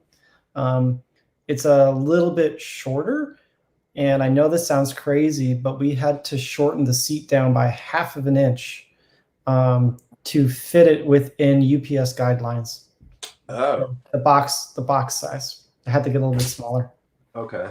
And that allows us to still ship it. But that doesn't answer custom seats. So custom seats are really, really hard to do affordably. So I think a lot of people have it, maybe how much would a new seat cost? Somebody might think like $75, maybe $50, something like that for a seat. That number is going to be crazy hard to hit. So we've been talking to a few custom shops, and the seats they're like a few $100 because it's difficult to make a nice seat. Yeah. And so I don't know what's going to happen exactly with seats, but it may just be something where we offer a few seats from shops, and they just are expensive because they're made by craftsmen, in the US. Right. The other thing that you can do is reach out to those kinds of guys directly. There's now a ton of people on Instagram who make seats for all sorts of bikes. And all you have to do is give them the dimensions of the seat and the brackets, and they'll make something for you. I'm looking for my custom seats. I don't know where I put them. But yeah, there's people online that do custom seats, but like Matt said, they do range between 150 to 200 and up, depending on what you get. But the quality is definitely there. There's a guy, OC Cafe Racer. I think he's from OC. But he makes custom ones. So maybe I could reach out to him and see, hey, would you make this style seat? I could ask him for you guys and see if he does that. But there's definitely a few companies out there that do them. But you're going to be paying between, like I said, 150 to 200 bucks or up. Yeah. Yeah. You should make a seat option that's a riser. Absolutely. So absolutely. That is the one that we would make an exception for and run a production run of them. So it's difficult to commit to a big production run of a custom seat, but a riser seat is absolutely something that we need. I'm amazed at the number of people contacting us being like, I'm 6'4". Can I ride the Bandit? And we're like, what? This is crazy. So we need something for tall people to ride comfortably, because that seat height is not tall enough for somebody, close to 6 foot. He said something hollow where maybe you could stick an extra battery into that, but he already said you can pretty much fit what'd you say, like 4 batteries on this anyways? Yeah. So there's a lot of room down here. Like I said before, if we want to do something, we want to do something a little bit different. And so one concept that I've been drawing out and trying to see what we could do is making a seat that is about 4 inches taller, which could look a little weird, but the goal would be to have it hinge so that you could open it and it would be a storage compartment inside the seat. That's cool. Because if you need to rise it up that high anyway, you might as well use the space. Yep. So let's see. Mobile solar powered charging station seems like a good idea. Yeah, go to my YouTube channel. We built a solar powered Bandit. It was very inefficient. So hopefully the solar panels get better and batteries can charge quicker. But I can't wait for the day when solar panels are good enough and battery tech is good enough that you can just park your bike outside and it charges. That'd be so sick. Don't put him on timeout.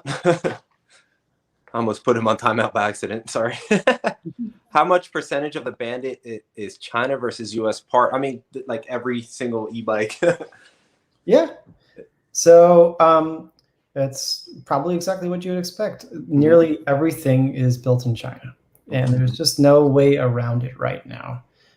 So it's obviously our design. We've done the engineering work and everything on it. But to make something that more people can afford, this is just the situation we're in. for perspective, I had the frame quoted by an American company to build, and they wanted $1,300 for just the frame. And I would need to commit to at least like 500 pieces.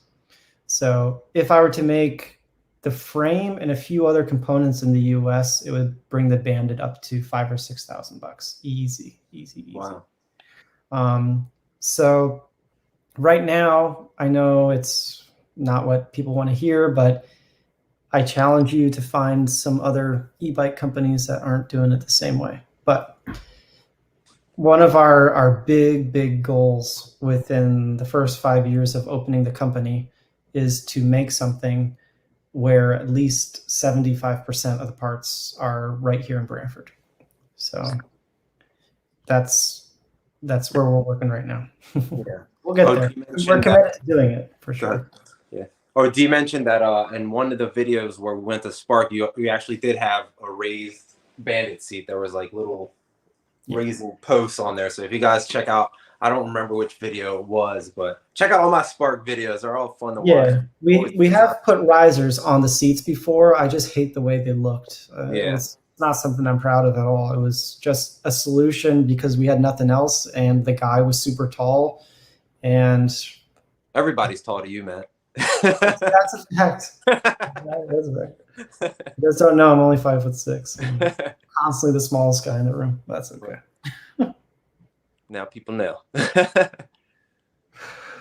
Oh, good question. And actually, Richie answered it pretty well. With all the changes being made on the Bandit, when would be a perfect time to purchase one?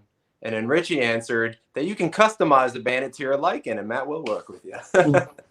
So all the changes made to the Bandit are fully committed, which means after the past generation, which is the one that Shreddie has, that we did all these sorts of updates to the design, and those are now locked in. So if you buy the Bandit now, it's going to be the same one that we will be producing 2 years from now, unless something catastrophic happens that we're completely unaware of. This is now the 3rd generation, and every single time we've tried to improve it little by little by little. And we've learned a lot of little things along the way. Some were big and some were really, really tiny. But like I said, if you buy the Bandit now, it'll be the same one that you would get in a few years from now, probably. So it's up to you. So some of the changes on the new gen Bandit, like you said earlier, are going to have the turning signals. Yeah, I mean, I can tell you all the different changes, actually. Yeah, tell us, definitely. So there's a different rear light. There are turn signals on the back. The shocks are just a different manufacturer. They're still the same exact size. They just look a little bit different. The control box has actually been shortened a little bit. So if you look at the size of the control box on your Bandit, the next or the updated version, the control box is a little bit smaller. So the battery is a little bit lower to the center of gravity. Everything is still running 12 volts. So that's still looking good. One of the small changes that I'm really, really excited about. So if you look at the front of the bike, you'll see all the cables going, all kind of like wrapped up, right? So like all the like the control cables and all that kind of stuff, they're all wrapped up and they're all going into the bike. Well, the new update, we did a single cable coming out in a multi-tap, and all those multi-taps are quick disconnecting. Oh, okay. So right now, let's say you crash the Bandit and you broke the screen, you would have to pull the cable all the way from the control box out of the frame. It's a huge pain in the butt. Yeah, through here. Yeah. And so now, let's say you did the same thing. All you got to do is pull from the multi-plug and do it right there. So you don't even need to open up the control box now, ever, unless you just want to modify it. Right. So a lot easier to add things and disconnect. And yeah. And so that's another big thing for doing different throttles. So if you wanted to pop off that thumb throttle and put a twist on, it's just... You guys want to see that? That's a mod you can do too. Yeah. Definitely. We could add some dirt bike tires. I don't know if earlier maybe you suggested maybe we could do like a Shreddie dirt bike bandit type deal. I think if anybody's gonna do it, it's gonna be you, man. Yeah, I don't know how to change the sprocket. That'll be like a learning experience for me. I'd probably have to buy some tools for that, right? Some special tools or yeah. It's maybe I'll have Marv. No, dude, it's so easy. It's Is it really? Okay. I'm sure you can walk me through it. If you walk me through this, you can walk me through anything. Yeah. Natalie Schultz. I hope I'm saying the Schultz. That's the right way. Do you think you'll make a step-through frame on the Bandit anytime soon and in the near future? Yeah. So when we first came out with them, we did both the step-through and the crossbar version of the bike, and it was a little disappointing because the crossbar version sold 10 times quicker than the step-through version. So we really wanted to do the step-through version, but just being a small team production-wise, trying to keep both designs going, it's really, really expensive to keep that. So right now, we're not going to do the step-through this year. If we can get Bandit production up, then we can make it so it's a more affordable option to do a step-through. But yeah, so not this year, but if we can get Bandit production climbing up, then we would bring it back on, definitely, because I love the step-through version. One thing about the step-through is it's way easier to wheelie, so that's cooler too. Yeah, a lot lighter. It's so much easier to wheelie. It pops really quick.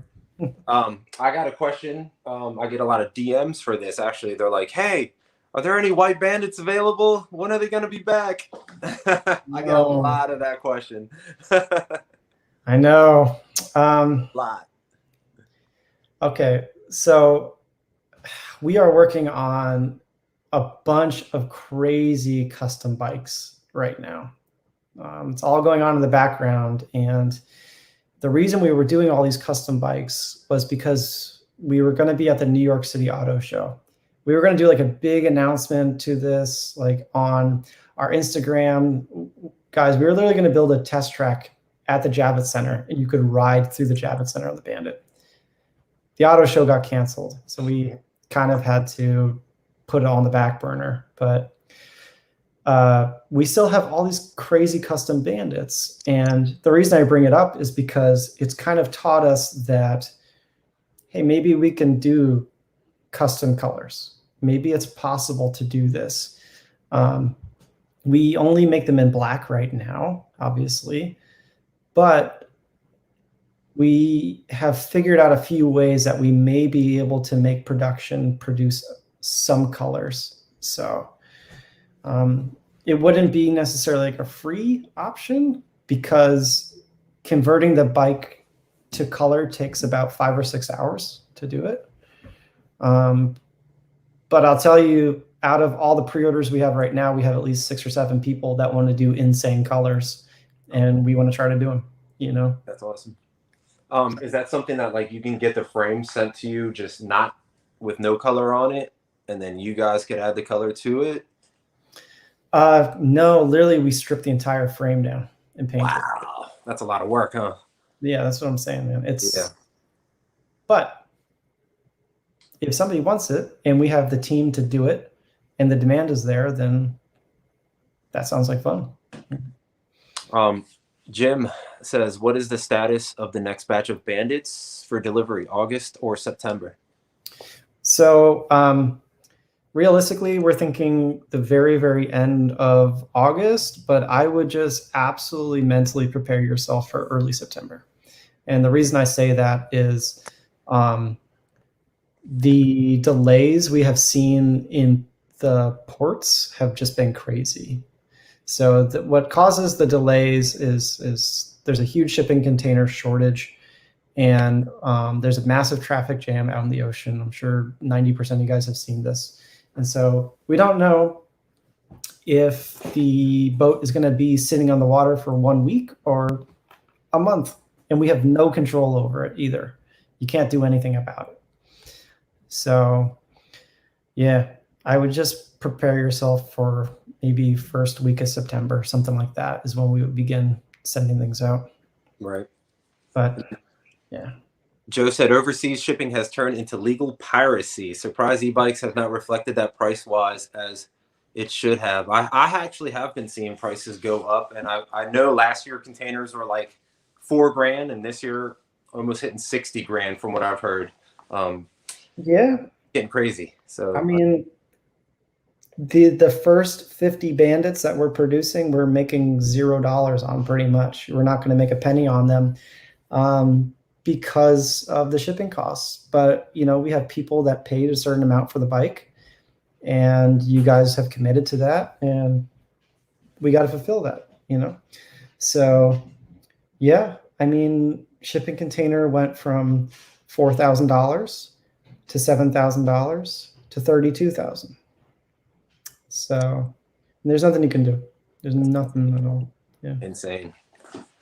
So is the Bandit allowed on bike trails? I have actually ridden the Bandit on bike trails, even though you're not supposed to. It's a moped, but Yeah. as long as you're going slow around here, it's not too bad. We're kind of in the Wild West still, so you can get away with it, and you can pedal, and you can look like you're on a bike, but everybody knows you're not on a bike. Well, I mean, they see these huge headlights and like these batteries and shocks. Like it definitely doesn't look like a bicycle. I would not recommend it. Yeah, definitely. But these bikes are meant to be tagged as mopeds. So when you do order the Bandit and they send it out, they're going to give you a little VIN plate where you can pretty much, I don't know where people stick it, like on the back part here.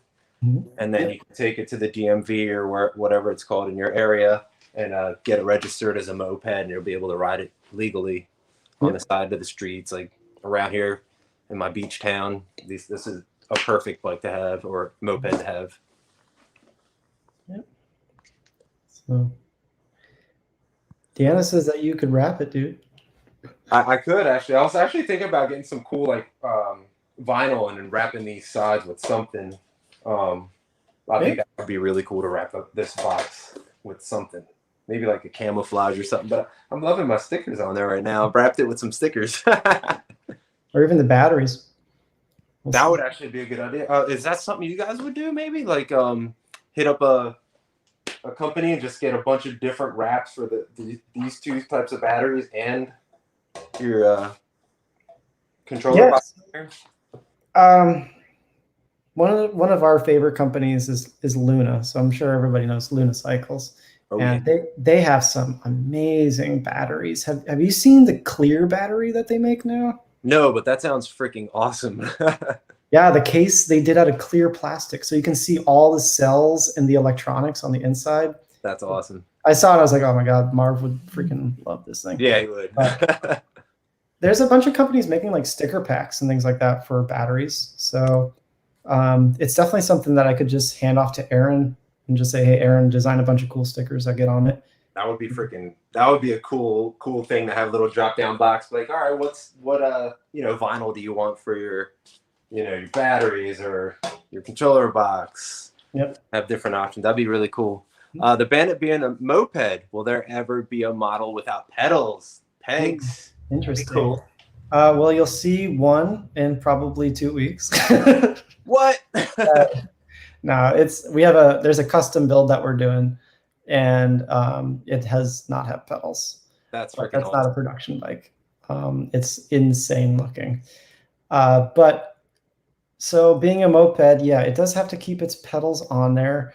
But keep in mind, we designed it to use those pedals. That's the biggest thing. So unlike most companies or most bikes, this thing you can actually pedal at high speed and contribute to it. Mm-hmm. But it's not hard to take the pedals off. It's really there's a specific tool that pulls that crank arm off. Oh, okay. Yeah, it's like a $10 tool on Amazon, and you can do it in maybe 5 Throw minutes. some pegs, you can do it yourself. Yeah, DIY. Is that an option? Like if a customer was like, "Hey, I'll buy the pegs and send them to you. Could you install them?" Or is that something you'd be like, just do it yourself? DIY. It's pretty easy. It's not an option right now. Okay. And I don't know if I would make it an option. Okay. But it's not hard to figure out for sure. Dim Cube Audio. Would the toolkit still come with the next batch? So the toolkit is something I've been thinking a lot about. I actually think I might want to relocate the toolkit. Oh, okay. So I'm thinking about locating it underneath the seat, like motorcycles do, just to make it easier to get to. So yeah, I like the idea of a storage compartment underneath the seat, and making that something that can just mount on, just like the dual battery does. So like something that would go under here? Yeah, farther back, like near, like in the middle, like where the horn would be. Yeah. Oh yeah, that would actually fit pretty good. That's awesome. Yeah. That way you can just like reach underneath and grab it. So in the toolkit, my toolkit actually has a fuse now. I'm always going to carry a fuse in case something happens. Little pump is included in the toolkit. Got your wrench in case you need a wrench up. And you got this cool like multi-tool. It's like Allen keys. You got screwdrivers on it. And yeah, man, that thing is everything. Yeah, check that out. That's pretty sick. I don't know what's this. Oh, like a little wrench. Oh, it goes this way. Yeah, there we go. Yeah. So yeah, this thing is pretty awesome to have. That's like everything you would need right there. And then I put a little patch kit there in the middle because I'm always getting flats, man. You guys know. Yeah, flats like crazy. We're working on a lot of different things just for like the maintenance of the bike. One thing that I've been challenging Aaron with is making a really good handbook for it. So our goal, this is going to take a long time, but our goal within a few months, maybe by Christmas time, we would be able to have a handbook that literally shows you how to do everything on the bike. Oh, okay. I'm not just talking like changing tires. I'm saying like, how do you wire in new headlights? How do you remove the shocks? How do you, like anything we can think of, we want to be able to put in that book. There's something called a climber manual for motorcycles. And it's like, how do you solve everything? It's like a 300-page book on that bike. So we want to try to make something like that just because the maintenance is a really important thing to keep up. I know you guys are super duper busy. Would you guys ever plan on doing like videos on your YouTube on doing some things like that? Yeah. So right now Teo is getting all set up on Instagram and all this stuff to he's just kind of in the early stages. But so we are building a full video set at our test lab just for this stuff. So our goal is to make how-to videos for practically everything you can imagine on that bike. We're also going to start doing weekly update videos from the test lab. And basically a weekly recap of what happened at Spark and what we're doing and what we're working on and any problems that we're facing. So yeah, we need to improve our YouTube channel. I think we have like 500 subscribers and we get like 200 views on a video. I'll throw the link for their YouTube channel on this video when we're done the stream. That way you guys can subscribe to them. Yeah. Would be awesome. So yeah, we're trying to make a big investment in that. I know I just spent a ton of money on camera equipment, so hopefully it's helpful for everybody. Oh, and if you guys didn't see the shop update video I just put up, they're going to be doing. Can you explain? You're going to be doing a thing where it's like a live stream. You could watch your build type deal. Yeah, a little inside scoop. Sure. It was actually in the video, so might as well just talk about it then. Yeah. Yeah. So I don't know if you guys have ordered a Domino's pizza before, but if you order a Domino's pizza, depending on where you get it from, you can like watch them make the pizza and like watch it go into the oven and then like it's done and then you get a notification that it's sent out. So what we are doing is we are setting up our assembly area to have a live video stream going all the time. And so what you would what happens is when your bike goes into production, you will get an email and it will say, hey, your bike is going into production starting at noon today. You can tune into the live YouTube stream and watch us work it for the next, 5 or 6 hours and test it out and stuff like that. And then we'll see if we can video chat. I'm not crazy sure we'll be able to manage all that, but Yeah, that would be pretty cool. And then you're gonna have a little frappe station for Shreddie. Yeah, so our entire garage is getting built out into a cafe, just because people come from New York City and Boston and stuff, and they want to come talk to the team and then have their bike spec'd out, and we build it for them while they're waiting around. Sorry, I'm just doing this because I'm gonna forget. Yeah. There was a guy who delivered pizza to me with an actual, what does it say? Logo Domino's Pizza e-bike. Really? Hell No freaking way. That's pretty badass. yeah. I gotta contact Domino's. Yeah, seriously. I want to see that. Joe said, I'll get a Bandit first of next year. Sign me up. Hell yeah, dude. Use code Shreddie. I'll give you $100. Sounds good. That's awesome. All right. So we've gone almost 2 hours. Do you guys have any questions? We're going to probably wrap it up here pretty soon. I'm sure Matt's like super tired. They've been busting their butts over there. A little crazy.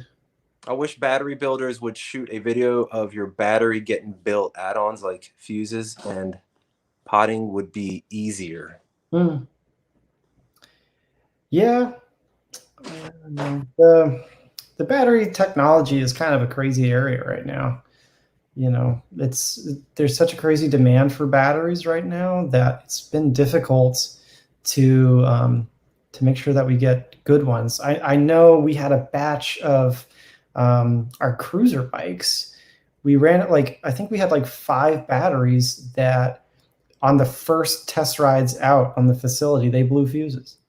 And there was no problem with the battery. We just had a bad fuse. So we just had to change a 2-cent part.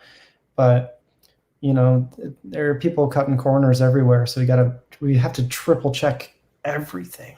But one thing that I've been seeing that I'm kind of excited about, so there's such a big Samsung battery shortage that we've now started to see a few companies use Tesla cells.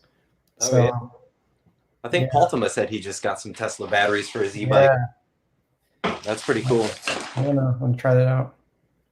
Can the Bandit handle 72 volt? No, it cannot, unfortunately. That's up to the controller, right? That's in there.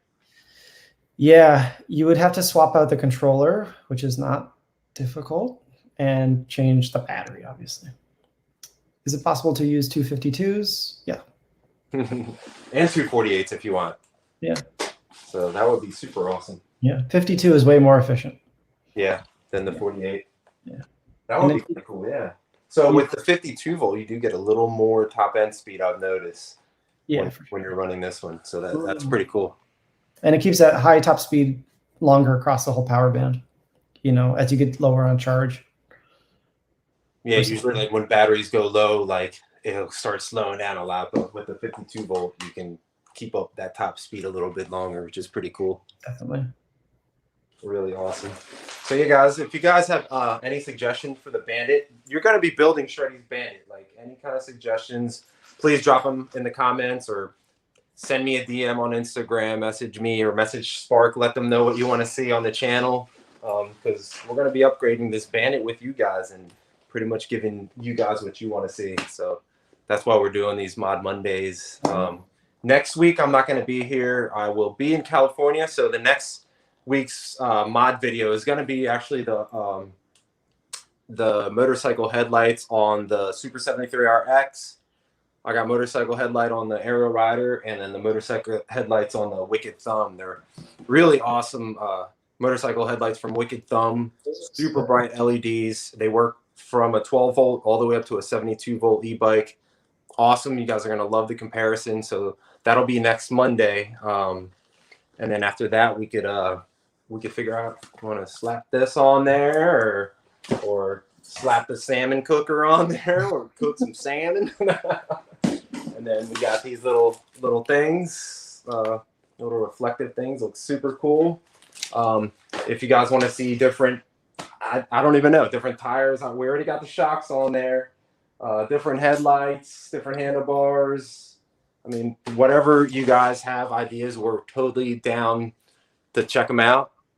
I want to answer a few more of these questions before we go. Sing a song before you go. Maybe next time. Maybe next time. Can you play the piano before we go, like on the goodbye? Samsung. No, nothing's hooked up. I mean, it looks like it's hooked up, but it's like this is a MIDI controller, so it looks like it's doing stuff. Yeah, but it doesn't run without my computer. All the cool lights. All the cool lights. Yeah, definitely follow Spark on Instagram, and I'll put their YouTube link and their Instagram link in the description below. So follow their stories. Their stories are hilarious. I love watching their stories every day. It's so much fun. You guys will definitely enjoy it. And if you guys want to see that funny train Bandit, I think I'll put it maybe on a story later. Maybe. That would be really cool. So Matt, dude, thanks a lot for doing this with me today. It definitely helped out getting this done a lot quicker and everything. But yeah, I had a lot of fun, dude. Good times. Yeah, I'm excited to keep doing these. Oh man, one more question. Would you guys make the RFID lock unlock for the Bandit? I don't even know what that is. RFID code, like a near field code kind of deal. Oh, okay. Like on a card. I think that would be really cool. Some type of lock, I think, needs to happen, whether it's going to be like a key for the ignition or being able to put in a code or something like that to lock the bike. I think that's going to be important. Those things aren't hard to do at all. But yeah, I think it's definitely something we have to start thinking about. Yeah, I totally agree with that. That would be really, really cool to have, and helpful for sure. Yeah, thanks a lot, Matt, for joining us. That was a lot of fun. I can't wait to do the next Mod Mondays with Spark. And like I said, please comment down below. Let us know what you want to see on the Bandit. And if you guys found this live stream helpful, please consider subscribing, hitting that like button, and ringing that notification. I don't think I have a bell anywhere right here. I gotta find a bell. Hold on. A notification. There we go. Be notified when I'm making videos.